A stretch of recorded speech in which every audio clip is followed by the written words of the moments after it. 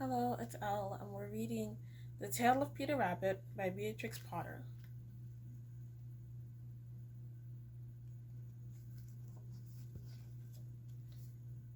He found a door in a wall, but it was locked, and there was no room for a fat little rabbit to squeeze underneath. An old mouse was running in and out over a stone step door, carrying peas and beans to her family in the woods.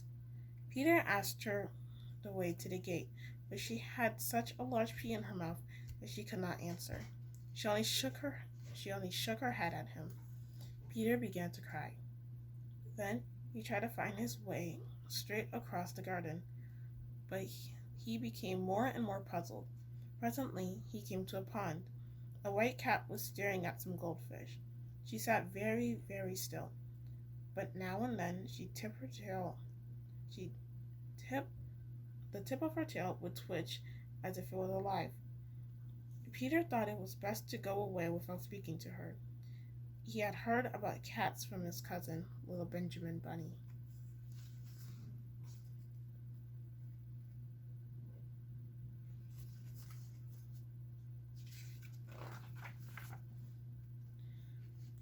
He went back towards the tool shed, but suddenly, quite close to him, he heard the noise of a hoe.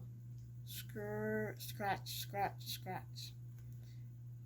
Peter scattered underneath the bushes, but soon as nothing happened, he came out and climbed on top of a wheelbarrow and peered over. The first thing he saw was Mr. McGregor hoeing onions. His back was turned towards Peter, and beyond him was the gate.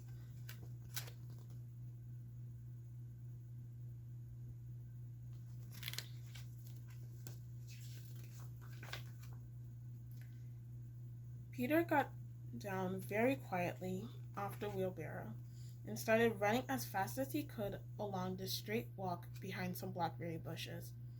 Mr. McGregor caught sight of him at the corner, but Peter did not care.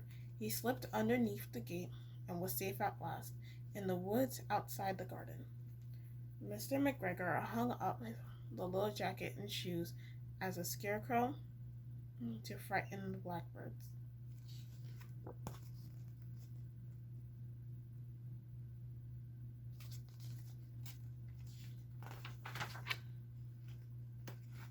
Peter never stopped running or looked behind him until he got home to the big fir tree. He was so tired that he flopped down upon a nice soft sand on the floor of the rabbit hole and shut his eyes. His mother was busy cooking. She wondered what he had done with his clothes.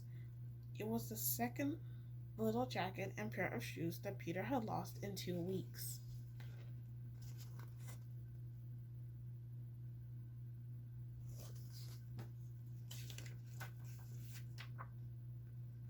That evening, Peter was not well.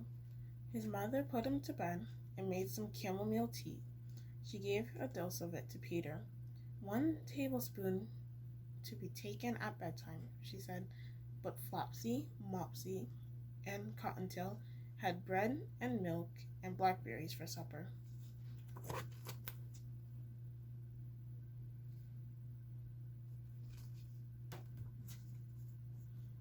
That's the end of the book.